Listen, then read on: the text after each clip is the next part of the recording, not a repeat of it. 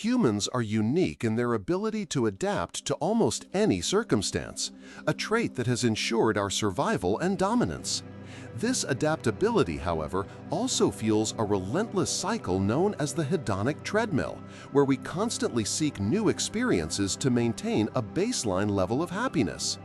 Imagine a caveman finally securing a warm fire for the night.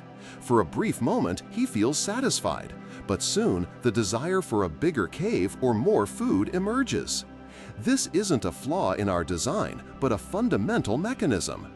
Even monumental life changes, like winning the lottery or suffering a severe injury, tend to have only a temporary impact on our long-term happiness levels. We return to our individual set point of happiness, a concept that suggests our overall well-being is largely predetermined, regardless of external events. At a neurochemical level, this unending pursuit is largely orchestrated by dopamine, a neurotransmitter often mistakenly called the pleasure molecule. Dopamine's true role is more about motivation and anticipation. It's the wanting signal, not the liking signal. When we achieve a goal, dopamine spikes, driving us to seek the next reward. Consider the act of eating a delicious meal. Dopamine surges as you anticipate the first bite, but it's the opioid system that handles the pure pleasure of taste. This distinction is crucial.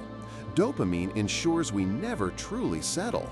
It's the internal engine of progress, making us constantly strive for better, faster, and more efficient ways to exist, ensuring we don't become complacent and fall prey to evolutionary pressures.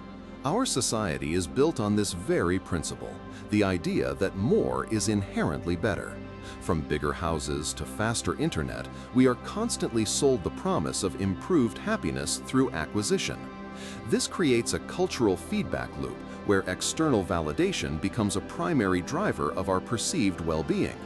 Social media platforms, in particular, exploit this by presenting curated versions of others' lives, triggering our innate drive for social comparison.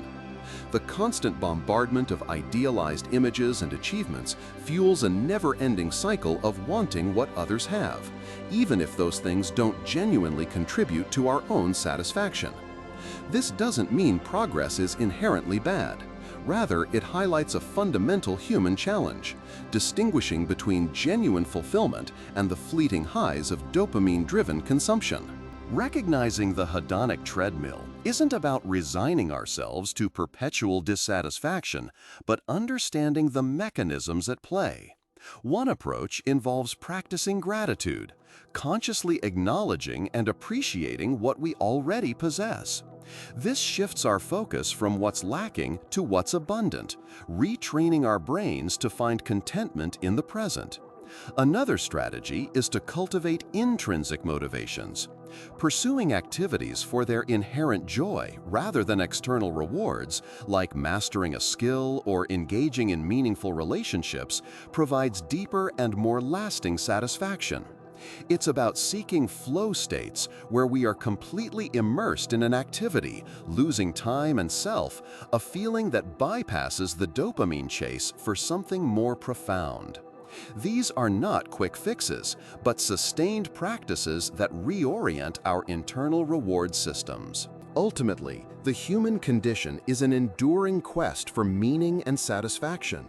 The hedonic treadmill serves as a powerful reminder that external achievements, while often desirable, offer only temporary boosts to our happiness.